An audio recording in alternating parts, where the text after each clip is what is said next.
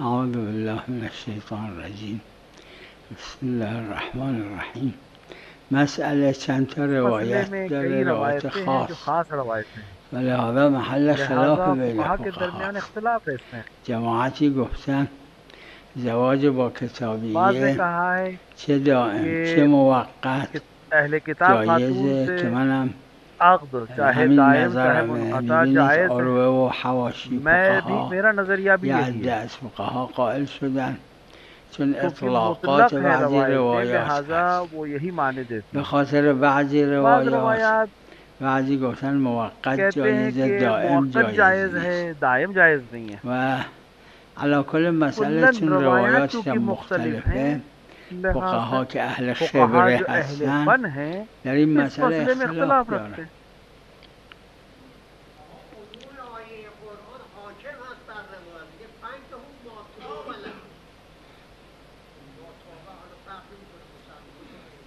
یه آیه دیگه هست ولا تمسکو بعصم الکوافر.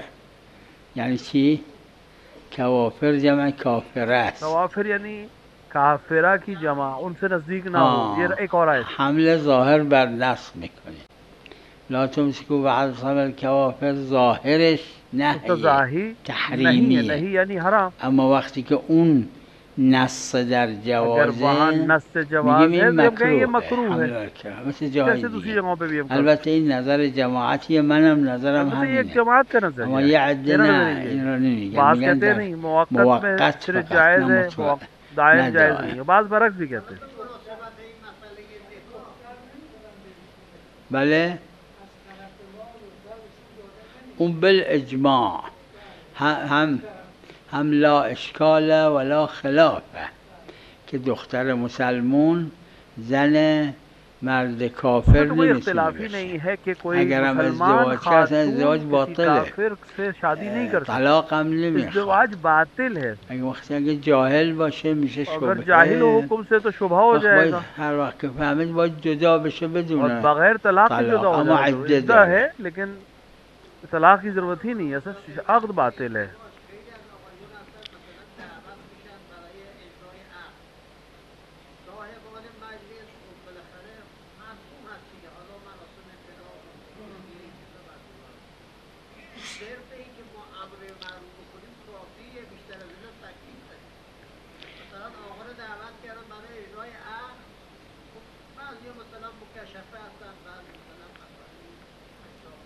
ببینید مسئله امر معروف و نهی از منکر همون شروطش داره. یکیش اینه که احتمال تأثیر بده که این شرط وجوبه نه شرط اصل جواز.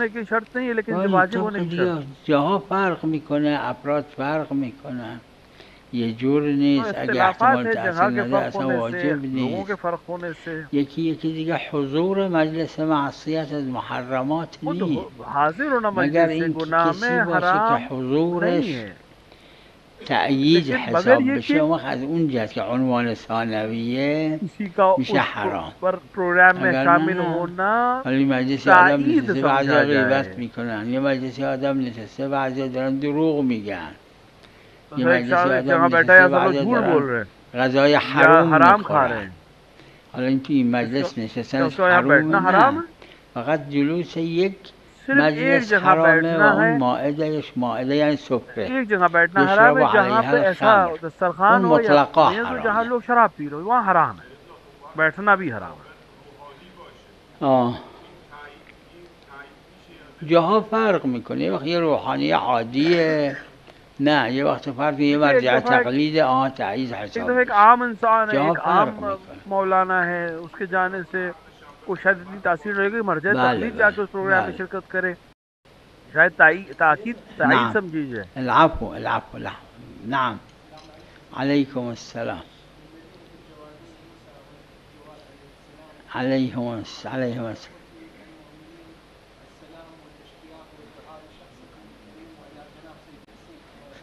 سلام دعاء لهم جميعا.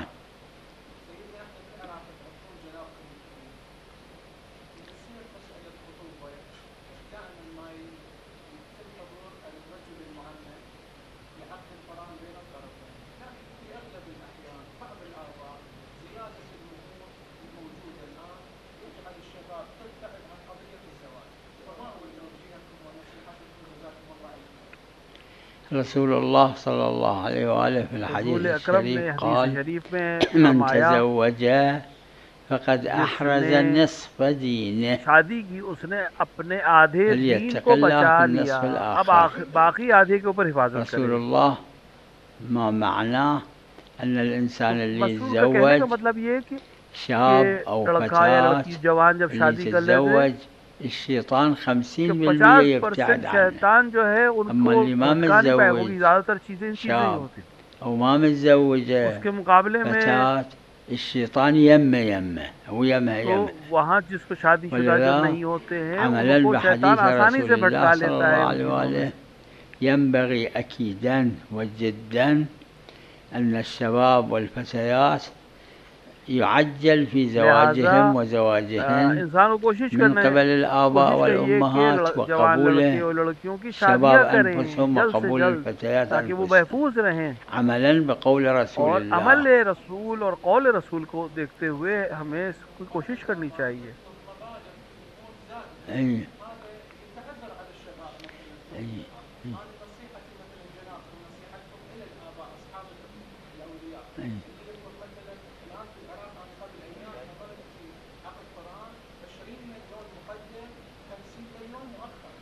على لا هذا موجود في الروايات الشريفة موجودة، وإجماع الفقهاء أكو عليه أنه كلما كان المهر أقل تكون السعادة في الدنيا والآخرة أكثر. هذا حديث شريف أكو هكذا. من سعادة المرء من جملة الأمور قلة المهر، ومن سعادة البنت قلة مهرها. هذا حديث شريف. هذا لازم هذه الأحاديث تقرأ على الناس حتى لا يغالون في المهور. ज़रूरी है कि ये अहादीस लोगों तक पहुँचाई है ताकि वो महर को बहुत ज़्यादा ना करें. ना خودشون اگه بلدن خودشون هم بخونن کافیه. حتی ازدواج دائم अगर खुद पढ़ सकते हैं اگه بلدن کافیه. और सही मानी के साथ तो कोई हर्ज नहीं. در ازدواج نه، مستحب شاهد. शादी में موقت دائم مستحب تو شاهد مستحب है. اما در ازدواج در طلاق نه، واجبه. اگه دو تا شاهد نبود اصلا باطل طلاق. مستحب نه واجب. نعم. عليكم السلام.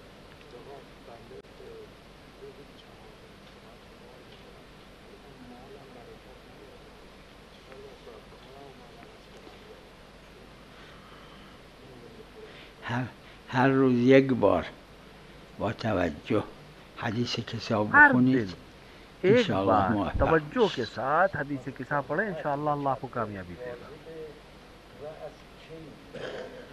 نه مکبر لازم نی. اگر جماعت صدای امام جماعت میشنون که کی رکوع رفت کی سجود رفت امام جماعت مکبر لازم نی. خوبه مکبر رکوع में गया कब सजदे में गया. زمان خود پیغمبر بود صلی الله علیه و آله. फिर अच्छा है मुकब्बिर को, लेकिन वहाँ जरूरत नहीं. عليكم السلام. أهلا وسهلا بك وبهم جميعا. سلامي دعائي له أيضا.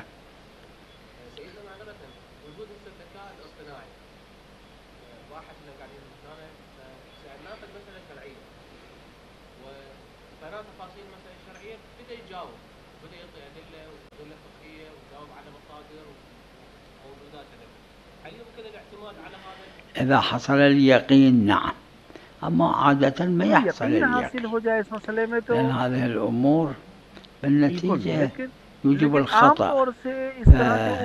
إذا من أهل الخبرة يعني فقيه قول حجة. كل أهل الخبرة فيما هو خبرة فيه قول حجة. إذا مو فقيه وما حصل إلى علم لا.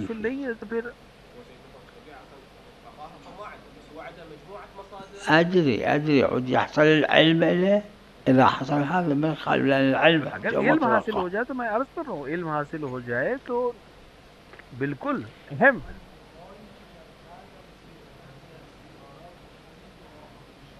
بله.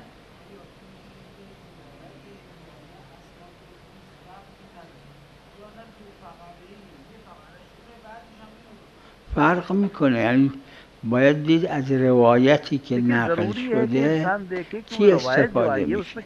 اگه از معصوم رسیده باشه بله جزء حساب میشه، مثل زیارت امین الله. السلام علیک یا امین الله فی ارضه و حجته و علی عباده، یه چند جمله بعدش دعا میشه، اینا همش این جزء زیارت اون دعا. ساری دعا جزء زیارته. اما یه جاهایی نه، دعای بعد از زیارت، یعنی از روایت اینجور برداشت میشه.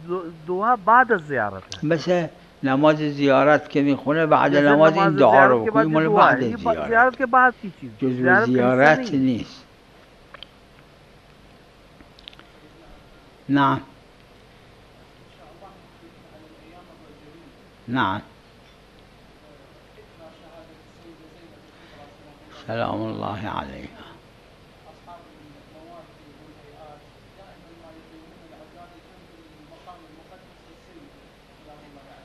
سلام الله.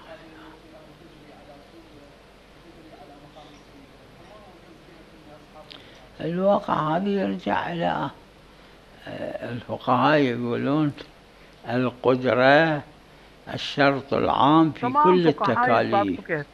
إذا أكو قدرة بدون حرج وضرر يقدموا، أما بوقت إذا ماكو قدرة أو حرج أو ضرر أكو لا، يقيمون العذاب كل في مدينته قريته بلده مكانه. जहाँ पर रह सकता वही रहे, जो कर सकता वही उतना ही करे. نعم نعم.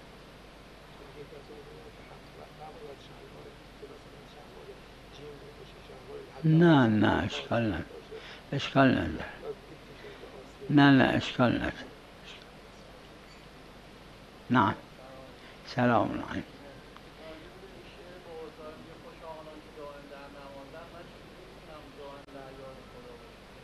باید حضرت کاظم علیه السلام فرمودن عزمتون، یه روایت داره، عزم یعنی تصمیم، یعنی اراده. تا هم در عربی برای تأکیده، یعنی تصمیم قوی، اراده قوی. هر چیزی که شما اراده قوی کنی، تصمیم قوی بگیری، موفق میشی. और उसके ऊपर पायदार रहे उसमें जरूर कामयाब होंगे. نه نه تکمیله. قرآن خودش تکمیله. فقط سه چیز درش دست برده شده. یکی تفسیر قرآن، یکی تأویل قرآن، یکی شأن نزول قرآن. این سه تا درش دست برده شده. اما خود قرآن نه، هیچ دست برده نشده.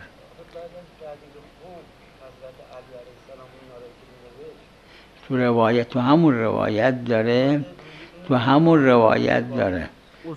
روایت داره امیرالمومنین صلوات الله علیه قرآنی که نوشته بودن آوردن و فیه تفسیر و تأویل و تنزیل. اون سه تا دیدم درش بود، اونا قبول نکردن. اگر نه خود قرآن نه دست نخورده. خب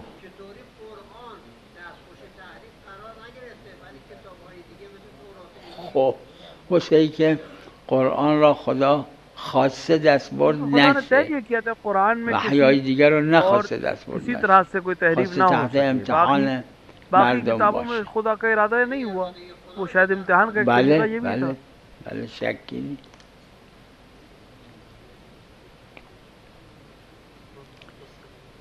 بله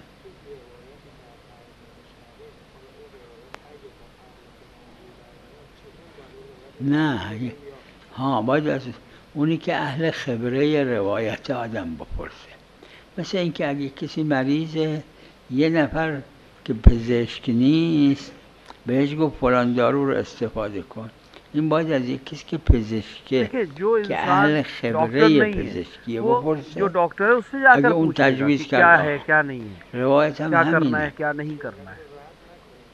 اما عمل نمیتونید بکنید مگر اون که اهل خبره روایته که علما هستن، علمای با تقوا، از اونا آدم بپرسه.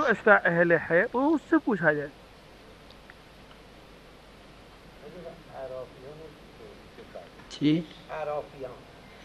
عرافی ها کسایی هستند که نه تو جهنم میبرشون خدا نه بهشت. طرح کے لوگوں کو خدا نہ مثل جنای خوب، جنه خوب هستن و بد هستن، مثل بشر. جهنم میں لے بشر جائے گا خوب هست بد بد الگ هست. جگہ ہے. اسی طرح جنه خوب را تو با بشر تو بهشت نمیبرن، تو اعراف میبرن. جنہ یعنی و بعضی دیگه تو اعراف میرن از بشر. وہ ان کے لیے بهشت نہیں. تو روایات داره مرحوم علامه مجلسی رضوان الله علیه در معاد بحار روایاتش رو نقل معاد بحار میں اس کی روایتوں کو علامہ مجلسی نے نقل کیا ہے. مخبتین یعنی کسایی که مؤمن خوب هستن. آخه مؤمنین درجات داره، مخبتین درجه بالای مؤمنین هست. مؤمنین کا اعلیٰ درجہ مخبتین ہے. بله.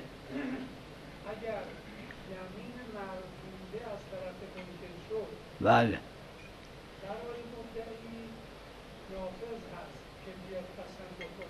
بله.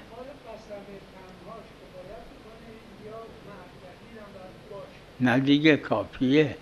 اگر مدعی بینه داره که نوبت اصلا به منکر نمیرسه. دلیل ہو تو پھر تو منکر کی بات ہی نہیں ہے.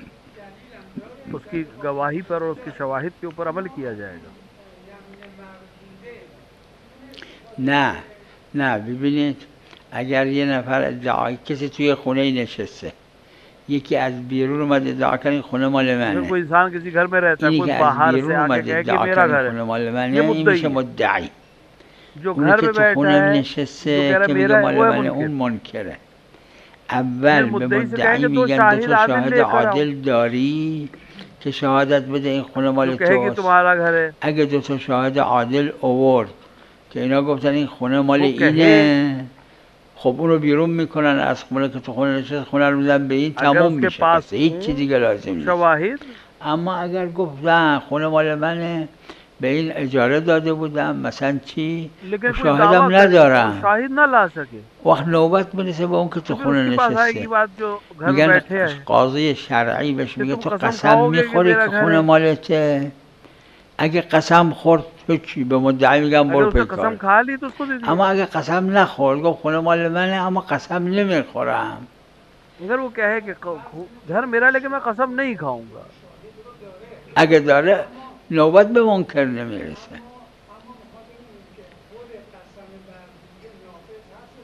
اصلا نوبت به قسم نمیرسه تا رد بکنه به مدعی. نوبت قسم تک آئے گی نہیں اگر مدعی کے پاس اصلا فایده نداره قسمش. یعنی ببینید این دوتا مدعی و منکر پیش قاضی شرعی که میان، قاضی شرعی به منکر هیچی نمیگه. اول ابتدا به مدعی میگه تو دو تا شاهد عادل داری یا نه؟ اگه دو تا شاهد عادل داره خونه رو بهش میدن، اگه نداره اون وقت به منکر میگه تو حاضری قسم بخوری که خونه مالته؟ اگه قسم خورد خونه مالشه، اگه قسم نخورد رد قسم میشه به مدعی. اگه مدعی قسم خورد به اون نہیں کھائی تو پھر اب مدعی سے کہا جائے گا تم قسم کھاؤ. پس شاهد نیورده. آها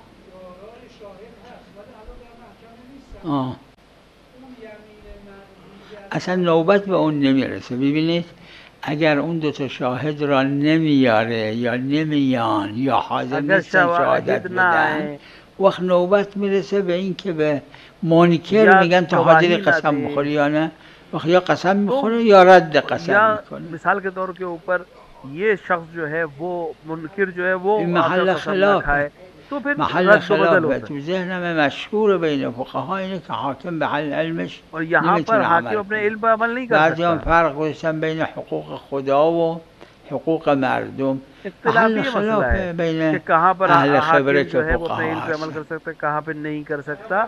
لیکن مشہور یہ ہے کہ حاکم اپنے علم پر عمل نہیں کر سکتا، یعنی قاضی اپنے علم پر عمل نہیں کر سکتا. مشکورون.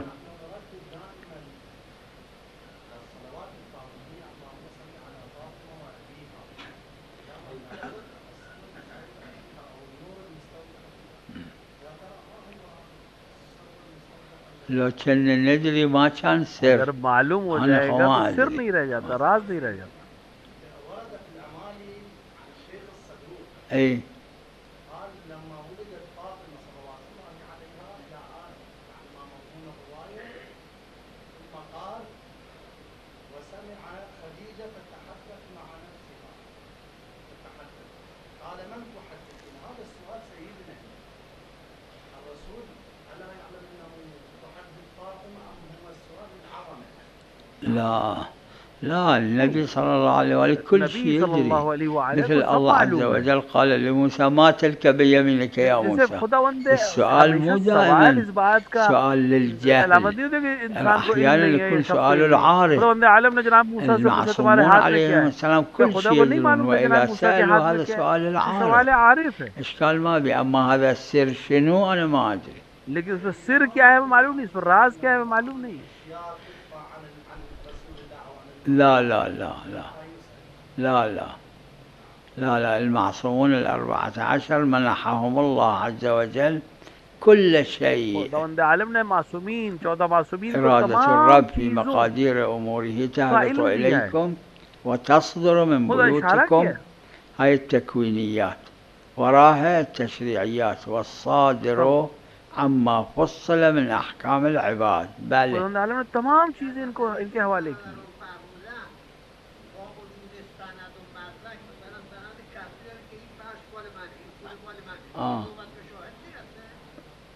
وقت سند کتبی مگه نمیشه تزویر کنن، دروغ درست کنن؟ کتبی کو جھوٹا نہیں بنایا جا سکتا. نه سند کتبی سند کافی نہیں ہے. سند کتبی مگر با دو قید، مگر اینکه برای قاضی علم بیاره، یک دو بنابراین اینکه قاضی به علمش میتونه عمل کنه، خلاف مشهور ظاهرا. لحاظا سند هیچ اعتباری نداره، در باب قضا اعتبار نداره. اما شما وقتی که ببینی اگه یقین میکنی طبق یقینش میتونی عمل کنی.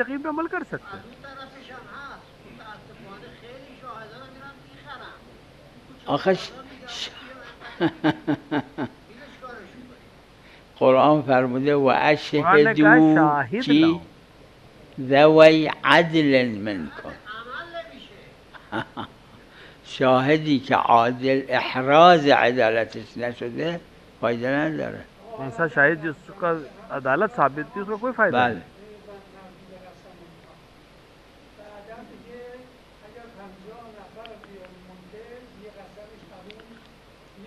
بله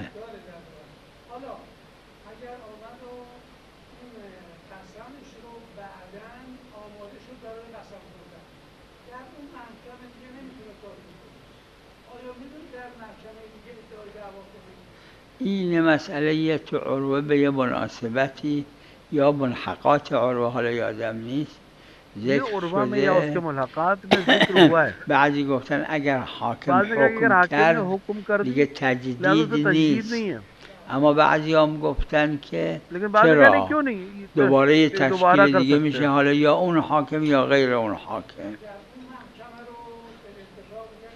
بله محل خلاف یعنی برداشت فقها از ادله مختلفه. وقت باید دید اگر کسی خودش فقیه که بخواه، اگر نه مقلد کی هست طبق اون عمل. مختلف ہے، لہذا جو آدمی خود فقیه ہے وہ اپنے رائے پہ عمل کرے گا، نہیں تو اپنے مرضی. به نظرم مشهور اینه که قاضی به علمش نمیتونه. میری نظر میں سه قوله، یکی میتونه عمل کنه، اپنے علم پہ عمل نہیں کرتا. ذهنم اینه غیر مشهوره. یکی نمیتونه، یکی فرق گذاشته بین اینکه حقوق الله باشه یا حقوق الناس باشه. بعض کہتے ہیں عمل نہیں کر سکتا، بعض کہتے ہیں نہیں حقوق اللہ میں کر سکتا ہے، حقوق الناس میں نہیں کر سکتا ہے. اس میں اختلاف ہے.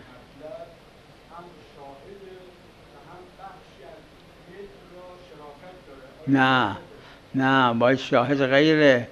و اگر حتی 1% از ملک را مالشه، نه این شاهد نمیتونه باشه. اگر 1% بھی اس کا مال اس کے اندر ہے تو پھر وہ شاہد نہیں بن پائے گا.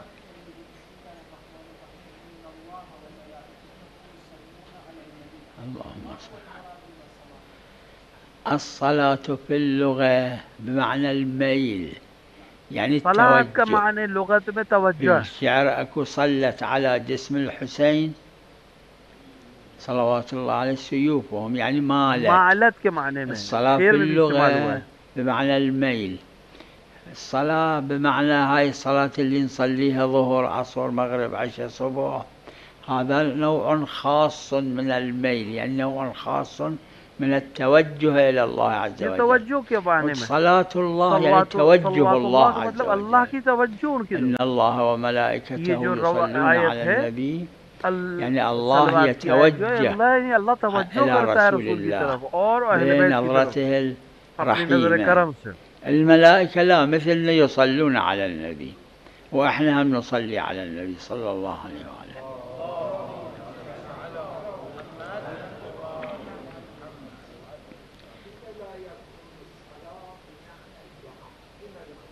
شي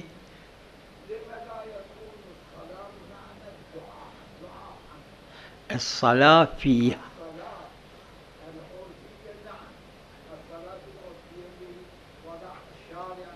أي